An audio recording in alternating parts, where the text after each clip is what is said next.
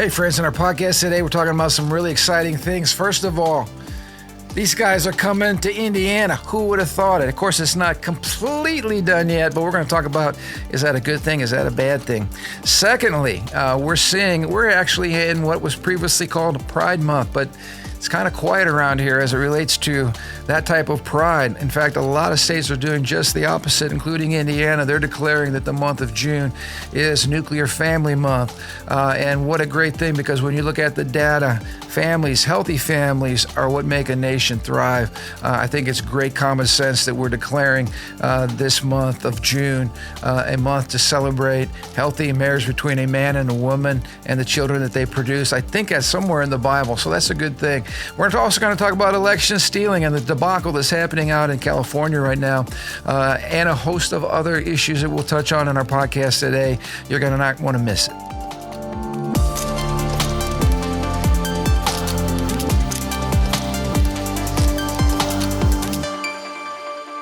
Hey, welcome to the Ron Johnson Discipleship Podcast. Here we are again, another exciting week, so much to talk about, but we need to start with the most important thing to talk about. You noticed my gear today. I'm wearing my normally cool black shirt, but I have added my Chicago Bears hat, and I have a gift for my co-host. You talked about this, the Hammond Bears, and they have become a reality, at least I think. So we're going to bring you in. You're getting rid of all the Washington, what do you guys call that team now? The Commanders? Oh, yes. Yeah, I forget. I've been a football vagabond, nomad for a long time. Well, you're putting roots down. This is it. Might be time after 2 decades in the region. It might be my time to, Hey, Matthew and I have agreed in prayer, and where two people come together in agreement, there's power. And so this is a direct result of our prayers that you're coming into the fold. And, it only took for the Bears to move to a red state for me to do that. And we were talking about it's almost like too good to be true for sports fans. Yeah. Now we're not talking about the bigger picture. There are a lot of questions about what does this mean, for instance, economically to the region. Yeah. And I think potentially it could mean a lot. I mean, we're talking about being able to host, events like Super Bowls and because the Bears don't own the property currently, they really have their hands tied by the Chicago, Parks District or whatever the authority is up there. Let me get this right. It is the Chicago Park District / public entities. So they've really had their hands tied now for many, many years because it's hard to do something in terms of vision or expansion or whatever you want to do when the property's not even yours. Yeah. So there's one lesson. And we learned this during COVID. Churches that were renting were at the mercy of whoever owned that property. The landlord, yeah. The school, the strip mall. We saw churches closing up like crazy. That's when I had an aha moment that, that we need to own land. And it's just a good business principle. You don't want to put a lot of money into improvement of something that you ultimately have no ownership of. And this came to light in 2002. The Bears did that expansion, and it cost a total of $632 million, and the Bears invested $200 million to upgrade a piece of property that at the end of the day they don't own. The city of Chicago came up with $400 million that was financed publicly through bonds and taxes. But here was another violation of a biblical principle and biblical worldview. The debt was meant to be paid back using hotel tax revenue from tourism and visitors. It was not going to be a direct hit on most homeowners, so they were shielding the homeowners from getting the bill. But then this little thing called COVID happened. Yeah. And boy, once again, the Bible talks about not being presumptuous. Obviously, one of our principles is being conservative. Like you never budget on what you got last year. You want to budget on like about 90% or 80% or whatever. You want to leave yourself some margin for the unknown. But I'll tell you what, when these governments play fast and furious with taxpayer dollars, it comes back to bite you because nobody, and then the draconian leadership to absolutely shut down just about everything and keep people from traveling at all. It just destroyed the hotel business. And so they were expecting all this money that didn't come in. And so now here's where the situation is. The The Bears are not going to keep investing money in a venue that they don't own. That doesn't make sense. They can't control key revenue such as parking, the naming rights of the facility, and development and operations. So those are major, major issues where they draw extra revenue, including a year-round venue that provides, revenue not just during football season, but throughout the year. That might be concerts and other things. Sure.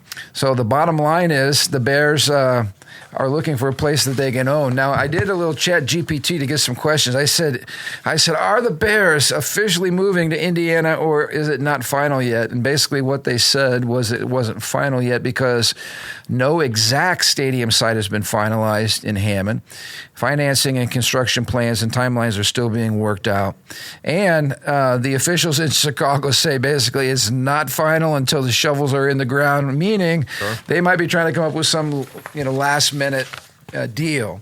But I think this is an example of what happens when you just have really bad government. Chicago's broke. They've added more taxes across the board. We heard their governor saying that we don't want to increase the taxes on folks from Illinois by adding this expensive stadium. They already just passed a massive tax increase while voters over there are already drowning under the tax burden. So it's an example, again, of just bad government stewardship. And then when you have we talked about this, when you have such an iconic team that's actually going to leave the state because it's being so poorly run, it just says a lot about the people in charge, even though everybody's playing the deflection game right now. But you bring up a bigger point because and maybe we could dive into this. Prior to going live, we were talking about what comes with an NFL team. We mentioned, first of all, the NFL is still very woke. From the corporate level. We're not seeing that among players. There's a lot of conservative players. But from the top down, they are very woke. And it makes you wonder, okay, we'd love to have the Bears, but we don't want woke values, and we don't want Illinois policy, public policy brought into Indiana. Yeah. And once again, this is where I get frustrated about the redistricting, because we had a chance to actually flip District 1 and be able to have some good, sound government leadership in place. My concern is what's going to happen with the politicians in Northwest Indiana as the Bears potentially move in. Will they bring their woke policies with them, and what's that going to do to our community here? Yeah, 100%. It's another story of a large private organization who says, you know what, we're going to move from a blue state to a red state. In this case, you're not moving thousands of miles. You're just moving across the state line. Yeah, we've known, obviously, Northwest Indiana is like a little mini suburb of Chicago. The rest of the state sees us that way. Of course, we get Chicago news, Chicago sports, everything. So I get it. But we've been busy here in our neck of the woods to make sure that those values are not part of the way we live. Maybe more purple Northwest Indiana is still not Chicago blue. Yeah, exactly. So on one end, I think it's just indicative of blue state policies that drives large business, private business out because of profitability. On the other hand, I am concerned about who's paying for the stadium, what ties are to those money that's coming in. If the Chicago Bears moved to Hammond, there would be tons of money spent. I mean, we all know that. It's going to probably make everyone's property value go up, It's good or bad depending on whether you want to buy a house or not in the region. Yeah. However, what are the implications of that? I mean, every time Amazon or Boeing or whatever company is moving to a different state, there's always these questions, right? I was concerned. We had a lot of the Amazon distribution centers and so forth, and I knew some people from our church that were working in those environments. And again, they're coming in as an outside vendor, stepping in to do whatever it is that they do, whatever service they provide. But they were just so woke even during COVID. I mean, just crazy. A lot of control, hands down, top down stuff, and just crazy laws, masking, distancing, all kinds of stuff. And so that makes me a little bit nervous because, like we said, we just don't want those kind of values in our community at the end of the day. So we'll see, but it's exciting, and I never thought it would happen. I did not think it was going to happen either. Yeah. What does it look like? What does it speak when something like the Bears, like iconic Chicago Bears? Yep. that they moved their stadium to Indiana. And I got to Not even the tell same you, state. Matthew will be proud of me. I have been watching on YouTube the highlights of the Bears-Packers game from last year. I could watch that over and over and over again. It just makes my heart feel so happy. It's like healing is taking place in my heart just watching us beat the Packers, especially the way we beat them last year. It was just so beautiful. So anyway, I'm looking forward to more of that this year, and we'll see what happens. Yeah, they're still going to be in Chicago this year, right? Nothing's changing for a couple This will be years down the road, I'm sure. Right. But it gives us hope. Well, it's funny to me. So it might give me another reason to cheer for the Bears because they're in such transition. Sometimes I just have this morbid cheering for the morbidity of the failure of Chicago. Does that mean I'm cheering for the Bears or I'm cheering for more of a And I just use this as an symbolism? excuse that maybe the three of us can get together and sit in somebody's living room and eat some pizza and have a reason to be together. I'm down for that. It's been a while since I really am passionate about any team. I mean, during the whole, even pre-COVID, just like the NBA, the NFL, I never really followed baseball. I was just like, I'm not into any of these teams, But I kind of missed that a little bit. I want that passion back. Somebody to cheer for. Somebody to cheer for, yeah. Well, we'll be cheering. We'll be cheering this year. It's getting close. Just Bears, don't make some crazy statement that's going to turn me off, please. And just I think do me a favor. I think we need to get a fantasy league together too. See, now you're talking. But now we can be talking, on the podcast about how you did last week and all that, how I beat you. Right now, if I play fantasy, it would just be like I would just have AI run the whole thing for me. Like you pick for me because I don't know anybody. I was talking to somebody. I was like, who's the quarterback for the Bears game? The guy who painted his fingernails. That's all I remember him by. So of course, my friend was not giving me a good look from that. I was a little nervous, I have to admit, when the nails came with the number one pick. I was a little nervous, but it's all working out all right. Yeah. I'm settling down. That's what he's known by to me. So Caleb something Williams, right? Come on, there you go. He is articulate though. Go. He's winsome on the camera. So. Well, hey, let's talk about some really cool stuff that's been happening here on the local front. We just launched our second week of 21 days of prayer, and we chatted about this before. When we first did one of these. Oh, hold on. We talked about the Bears before I talk about 21 days of Bears. I was so excited to give you that hat. You got to start with the most important thing first. So just want to get that out of the way. I just have to say news. that. Yeah, breaking news is always, and our church has been doing 21 days now of let's prayer. go to something a little more important. How about a whole lot more important? But you launched that 6 a.m. Prayer time, and I didn't know what to expect. You figure if 20 people show up, that's awesome. 6 a.m. And the last time we did this, tremendous response. But I tell you what, we've really even increased the momentum. Yeah.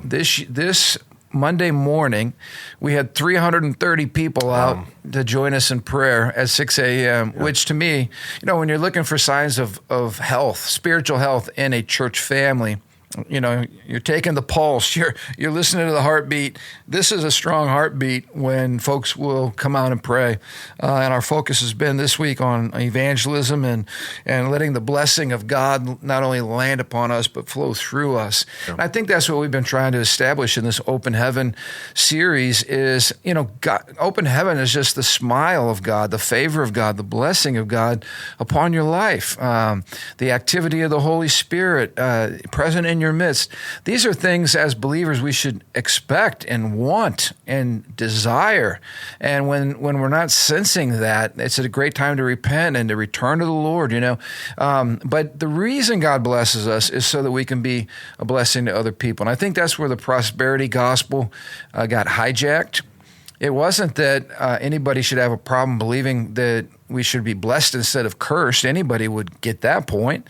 But I think what was missing was the fact that all of God's blessings are tied to God's mission. Yeah. And when you separate them and you make the blessings the end all to how much money I have, how big my bank account is, what's my net worth, how big is my house, how fancy is my car, that's just raw materialism. And God could care less about blessing us for the sake of blessing us, there's always a deeper purpose involved. There's always tied to touching other people, helping other people. It's like capitalism without Christ.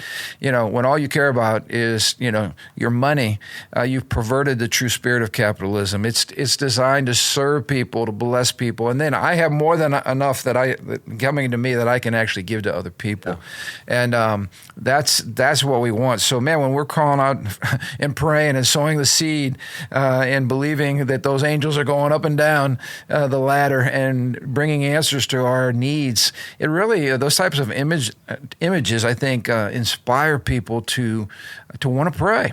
We talked about ringing heaven's bell. And I've had a number of people say those types of pictures are very, very helpful. They're colorful. They help you understand conceptually what's going on, and just really encourage you to open your mouth, open your heart, and pray. And man, I just take my hat off to our people.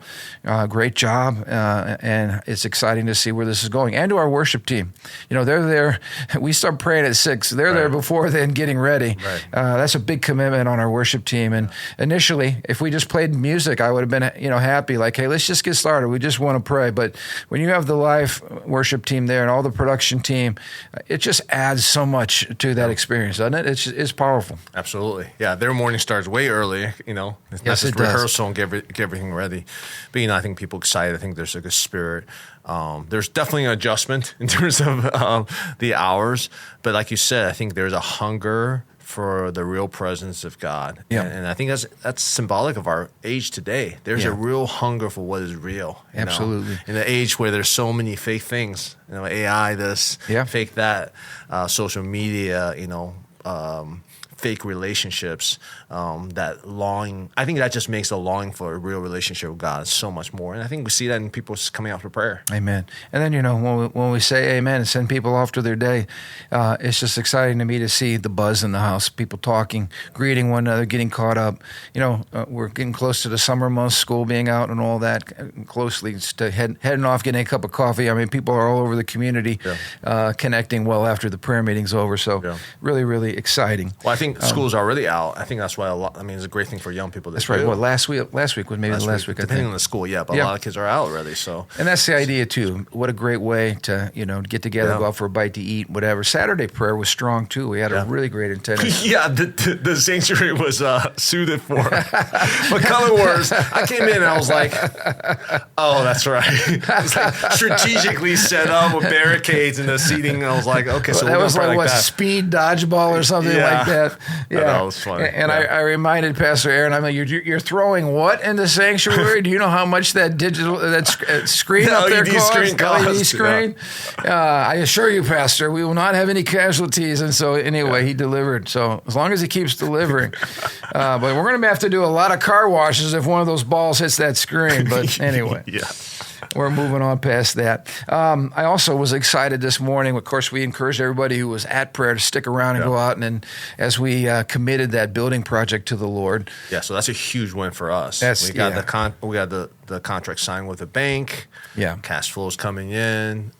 Today was our ground. I mean, not we call it groundbreaking, but it's kind of the second round for the groundbreaking. But certainly just dedicating the whole process to the Lord, and I'm excited to see that. And again, just talking with Matthew today, we're going to be coming back with some live video as the project continues. Those are always fun, on site, so people can stay in touch with us and watch what's happening. Even those that are maybe not in our state that are connected with us, it's fun to watch. I get a lot of our NRP friends saying, "Hey, man, what's going on?" Or "I saw this seal going up." It's kind of fun to see that enthusiasm nationwide. Yeah. It's renovating. It's like those renovating shows, except it's a church and it's over 3 years. So starting from the collapse. We're signing a contract here for a 3-year commitment to produce videos on it. I hope it doesn't take that long. All right, let's talk about something as it relates to church. Liberty, freedom, all those types of things. It was probably several months ago now. I know it was cold. I think it was still winter. But Don Lemon led a group of protesters into City's Church, which meets in St. Paul, Minnesota.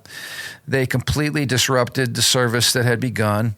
There was a lot of intimidating behavior, yelling, screaming. The list goes on and on and on. To me, this is a slam dunk violation, desecration, which is what that demonic spirit wants to do, is just the opposite of consecration. They desecrate. So they interrupt the service, screaming all kinds of things, and basically shut down the service. What can you do after that besides trying to get them out, the police called, all that kind of thing? So I'm thinking this is going to be a slam dunk court case. You can't just send a mob into a church that's worshiping the Lord on a Sunday morning and call that, a protest, legal protest. Yeah. You're on private property.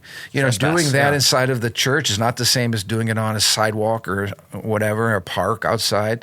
It's just wrong on so many fronts. And now the prosecutor, I don't know the official title, but in Minneapolis there, just basically dismissed the case and came on the side of the protesters that this was their First Amendment right. They could violate the religious liberty and conscience protections of the people in the church. And now, while they're not coming in the church anymore, the pastor was just sharing on Fox News that every single Sunday, as people are walking into the doors, they're standing out front of the church, yelling and screaming and threatening and intimidating. You can imagine if you're a single mom or a family bringing kids, how intimidating just that environment is. And it was beautiful because this pastor just boldly shared the gospel, that that's what their focus is, that they're not going to stop their mission and they're going to continue to move ahead. And I appreciated that bold witness. But nevertheless, this is injustice. This should not be allowed to happen. Even on the sidewalk outside of the church, with that kind of behavior or whatever. It's just incivility. That's not how we're called to act.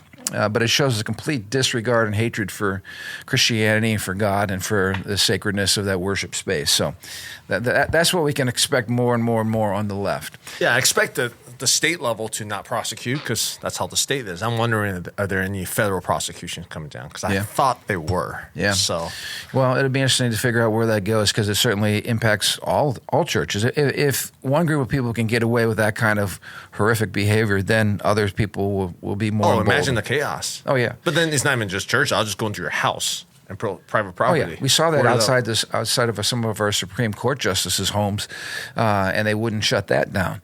Which again, elections matter because people in authority get to appoint judges and those types of things. And this is the mess that we get when we get the wrong people in office. Let's just quickly touch on what's going on in California. Talk about getting the wrong people in office. California is a mess and continues to be lawless. We talked about the current mayor who's leading right now in the vote totals, but she was followed closely by Spencer Pratt. And then there was this third candidate, Rahman. Yeah, who really didn't have much of a shot. Well, all of a sudden, I think she conceded on election night. She did, and she was crying and asked, I'm sorry I let you guys down, all this kind of stuff. And then now, this is what's amazing about the Democrats. When people sleep, their votes go up exponentially because they're taking these rigged ballots and they're ballot stuffing, and then they're counting them. In fact, this is the other thing that you and I have talked about that is a travesty of justice, that we live in the day of modern, AI. We can ask AI a question and get an instant answer that's incredibly detailed, but we can't get an election total an hour. How about 5 minutes after the polls close? I heard there's hundreds of thousands of these ballots that they still have yet to count. We will not know the outcome of the mayoral race in L.A. till early July, a whole month. Yeah, which even that is a violation of integrity in terms of voting. The longer we wait, the less confidence we have in the system. And there's no reason why we should not know who the winner of that election is like immediately after the doors close, because it should all be computer based and electronic. Well, it's the mail-in ballot, right? They get to be postmark. There's a grace window, 7-day post-election grace window to postmark that. So I think the Supreme Court right now is in this process of deciding about whether it's going to be election month or election day. And there's a purpose of why making an election day versus election month. Because it's a complete different game. It's complete different elections. Why don't we just call it election year? Why don't we just spend the whole year collecting votes? And basically the whole year is people go out and ballot harvesting. Yep. And I believe in California what they do is they send out ballots to every person on the voter roll. Yep. So, and a lot of those people aren't even alive. Well, that's the thing. You got to make sure the voter roll is clean because you sent ballots to people who have already left the state, or they have passed away, or whatnot, or they're not even legal. So there's so many questions out there that makes somebody who. So the net result is someone who, Raman, who conceded on election night, and as of today, I checked this morning, I think she is in lead over Spencer Pratt. And all they're trying to do is get the two Democrats in, and then at that point, it doesn't really matter. Yeah. And then Bass will, if Bass can get reelected after the Palisades fire and that whole debacle, she's come out with the like communist ties, sympathies, those types of things. I mean, what's crazy is she's like majorly far left, but this lady that's currently closing in. Mm-hmm. She's even worse. Right. She's even worse, which is unbelievable. I don't know how you live in that kind of a cesspool without making change. I don't know if all the Republicans are just leaving the state because it is a cesspool. The homeless situation they have, the drug problem that they have, the filth that's everywhere, garbage. You look at all these graffiti. I mean, it's terrible, and I think people are sick of it. But again, if there's no election integrity, I guess you can never change it. It just goes from bad to worse. You're going to vote yourself out of that. Yeah. I saw the post. Someone says it's really easy to vote yourself into communism. It's almost impossible to vote yourself out of communism. Yeah, good point. And we have historical proof of all of this stuff. Yeah. So anyway, pray for the saints in California that we can actually get some good leadership out there. On a bright note, we are in the month of June, and we're not hearing the normal June rants from all the really refreshing the Pride Month. I don't know if and they're everything. still coming. I don't know if they're going to do a parade outside my house or not. I don't even know. Hopefully not. I think not, because as I'm reading the data, I mean the funding for these groups is drying up. I mean, there's no money, and the human rights coalition out in D.C., they used to strong-arm all of these businesses to be on their human rights index, and if you somehow didn't make their index, it was a big strike against you. But this is like mafia behavior, right? How the mafia would come in and say, you give us X amount of dollars, we'll make sure your building doesn't burn down. This is like you pay us, and we'll make sure we don't say anything bad about you or call you homophobic or whatever. That number of businesses has dropped like 65% that are playing that game. Like, that game's pretty much over. The funding game is pretty much over. And so if these guys want to have their parade, go have your parade, but we're not paying for it, and corporate America's not paying for it, and that's a good thing. I wanted to give a shout out to our own governor here in the state of Indiana, Governor Braun. A number of states are not only not having Pride Month, but they are completely redeeming it, which is really, really exciting. Our governor declared the month of June Nuclear Family Month, and came out with a very attractive social media graphic here that says the following: the nuclear family, one husband, one wife, and any biological, adopted, or fostered children, is God's design for the family structure and the foundation of society since the creation of this world. Just that paragraph is full of a lot of controversial points that never used to be controversial, but we honor God, and we talk about a model, and talk about a design that God designed. We include families that embrace not only their biological children, but adopted children and foster children. That's certainly in the Christian worldview. Research shows that children with married biological parents have better physical and emotional well-being. That's an established fact.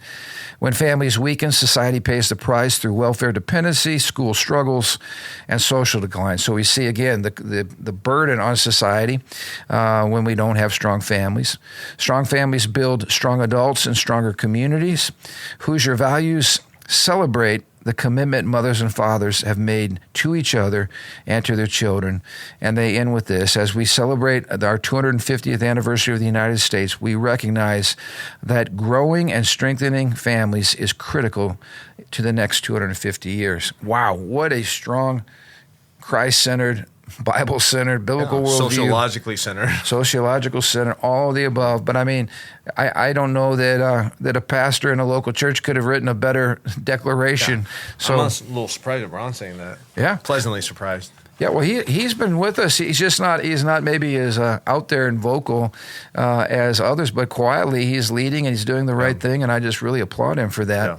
Also, I thought this was good. Sarah Huckabee Sanders, the Republican governor from Arkansas, they just declared a proclamation declaring June to be Fidelity Month. And I love this. She says, the United States of America was founded on the values of faith, liberty, and patriotism, as acknowledged in its founding documents and in the statements of the Founding Fathers. Here's what the proclamation reads: the commitment of Arkansas to spiritual and civic institutions is at the core of the state's collective identity, cultivating fidelity to God, family, community, and country. Contributes to human flourishing and supports a healthy, stable, well-ordered society. It continues, practices that encourage virtue, commitment, responsibility, and shared moral foundations strengthen both individuals and their communities. Fidelity Month provides an opportunity for residents to reflect on and renew commitments to these shared values and institutions. Again, wow, that's a grand slam home run. Talking about things that we haven't heard of, like patriotism, commitment to country. I mean, all these things that the left never talks about. Another one here, we don't have time to go into all, but Tennessee Governor Bill Lee also rejected Pride Month and instead declared June to be Nuclear Family Month. He said Tennessee's values do not align with the humanistic, globalistic ideologies of the World Health Organization, the United Nations, and like-minded organizations that fight for population control through the means of promoting sterilization and abortion practices. He said the nuclear family is God's perfect design for humanity and is aligned with the long-held tradition of values in Tennessee, but is under attack in our beloved state and nation. It is our responsibility to uplift, protect, and support the values that help Tennessee prosper. And he went on to talk about the social costs that are paid when we allow families to be destroyed. This is the one I was looking for. According to an NRP report, corporate sponsorship for the 2026 Pride Month is declining even further, falling by an estimated 60 to 70% from years past. That's huge. How did we experience this radical reversal in just, a couple of years? It goes back to elections have consequences. One of the very first things President Trump did was say, we're now officially declaring there are two genders. He just brought clarity to that issue, and it's amazing to me. Sometimes people are just looking for somebody with the courage to say what they believe out loud. And I think we're seeing this. I'm seeing it. We're also seeing it with the Islamic invasion that has been happening in America as well. People are saying what everybody thinks and everybody's concerned about. And it goes back to leadership again. So I'm in awe of how that whole, powerful coalition that was like steamrolling everything. Unstoppable. It seemed unstoppable. And now it's like... Remember the Religious Freedom Restoration Act in Indiana? And how everyone came down our throats because we want to carve out religious liberty? Absolutely. All the major corporations were pummeling our governor at the time. NCAA, Salesforce. And some of them, some of them are still woke at their leadership, but at least they're not running around with a megaphone screaming in our faces and trying to shove everything down our throats. So here again, we're talking about the gospel. We're talking about truth. We're talking about worldview, having answers to life's most pressing problems. To me, all of this is just a sign that if godly people get involved, if godly people have a voice, if we connect the dots, if we say things that are true and don't care about somebody trying to cancel us or whatever, you can experience a radical reversal in a short amount of time. I guess I'm just reminded, the older I get, pessimism is never part of our lifestyle or worldview. We're never called to be doomsday prophets, because every time the church shows up, great things happen. And every time we get involved and we keep proclaiming truth eventually wins. And so even with the ongoing struggles we're still facing, it should cause us to have a great deal of hope that, things don't have to go from bad to worse and worse and worse and worse. We can experience a true renaissance of faith and revival in this country. So let me just say a couple more things before we close out.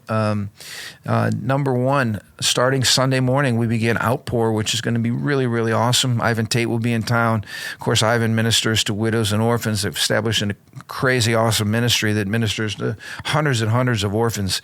It's just amazing. So it's going to be a great night of impartation, personal ministry, salvation, healing, deliverance. It's going to be powerful. So I encourage everybody to come out, set your calendar for that. And then lastly, that's Sunday, all three services, correct? All three services, yep. Sunday night, Monday night, Tuesday night, Wednesday night. I know probably most people can't come to everything, but come out, because Ivan's, I'm grateful. He travels all over the world and ministers all over the United States as well. And I'm grateful that he's willing to invest 4 days of a busy schedule to pour into what's going on here. So that's going to be really, really fun. And then our not taking heaven, but making heaven crowded. Yeah. I'm sorry, by TPUSA. We're very, very excited about the folks that are coming out to be a part of that event. Some amazing speakers that will be on hand for that. Did I miss anything? Well, there is also the Supreme Court decision in education. Yeah, we'll talk about that. Mamon versus Taylor. So it was a 63 cases, which the conservatives, the decision written by Alito, granting a preliminary injunction requiring Montgomery Public School, this is in Maryland, to provide advance notice and allow opt-out for elementary students from specific LGBTQ plus inclusive storybooks. Yeah. It's like 22 books that they kind of just force the parents that you can't opt out. Yep. And there was so 63, the justice issue a preliminary injunction to say, hey, the parents' right have to be respected. And this is huge. That's another win for the biblical worldview, because the biblical worldview teaches that you and I are responsible for our children. And when we take our kids to the public school or anywhere public anything, our rights as parents don't stop at the door of the public school. Those children are our responsibility. So, and as we've seen over and over again, a lot of the curriculum that they've used to indoctrinate these kids and that whole worldview is outright perverted, if not pornographic. It's wicked material. And the idea that you cannot just simply remove your child from class on that day. That's removing your child from class should be granted, but what it shows you is we've lost our public school systems, because that garbage shouldn't be in there to begin with. So now the other kids have to sit through these, perverted instructions and pay less attention. It's wicked all over. But praise God, because if the public school system does not come around and listen to the parents whose children are going there, we're going to see a revolution in education, I believe with all my heart, and that school choice, which that's what that supports, and allowing the money to follow your student instead of a top-down kind of thing, again, shoved down our throats. This is huge, because parents are going to have choices and parents are going to have money, and they're going to be able to put their kids in school systems that really are best for their children. This decision is huge. Well, first of all, the contrary would have been terrible if the converse was decided. But they specifically, my understanding is they specifically talked about parental rights. It's not a side issue. It's not a side issue. Parents, these kids are ultimately the parents' responsibility. Yeah. It's not the schools. Yes. So that division has been in battle for a long time. I mean, even if I hear rumbling here, even in our community, the school feels like, once you come to my school, these are my kids. No, they ultimately belong to the parents. It's that whole myth of the expert, right? We know better than you. We are trained professionals, and it's not just in public education. It happens in science. It happens in a lot of different fields. Leave your kids to us. We're the experts. backwards. Right. And it's like We're very going to liberate you from your parents. Yeah, very insulting to parents that somehow those who helped create you, birth you, raise you, change your diaper, that somehow you don't really know what's best for your child, which is actually insulting. You educate them, you send them home. You don't have to deal with it anymore. The parents are the one who's raising them, who birthed them, who care for them, who entrusted you with taxpayer dollars to educate them. So anyway, I'm excited again about a lot of these changes. I see a lot of people being elected and a lot of new leaders that are very courageous and was speaking out on these issues. So we just need to keep our nose to the ground here and keep working hard and doing our part to train up amazing people. But I'm excited, and I am excited too because I really believe that the facility that's being resurrected over there is just going to be an outstanding, state-of-the-art, world-class building to fulfill the Great Commission, to train young people, equip young people, send young people, and that's exciting. I'm just excited that they can throw balls and we don't destroy any LED screens. Yeah, that too. We already have an LED screen that you throw. Absolutely, but nothing that a little paint won't cover up. But anyway, but I'm so excited. For a long time we've been hamstrung around here, and I'm just very, very excited in terms of the facilities. What's going to come out of the dirt there. It's going to be beautiful. So praise God. The Lord is on the move, and we're excited about what's happening. Thank you guys again for tuning in. Give us some feedback. We love to hear that you're watching. It just encourages us to keep up with this. And I encourage you to, besides the podcast here, take a look online at our Sunday services. A lot of great content coming out there. Of course, Ivan's going to be ministering this week. My son, Pastor Ronnie, will be ministering on Father's Day. And we'll have a brand new series coming up. By the way, I'm going to be preaching 2 Sundays on Freedom Sunday. It'll be Freedom Sundays this year because we got our 250th anniversary, and we're going to be talking a lot about biblical foundations that make America great. So I'm not going to want to miss that. Anyway, we'll look forward to seeing you next week. Bye-bye.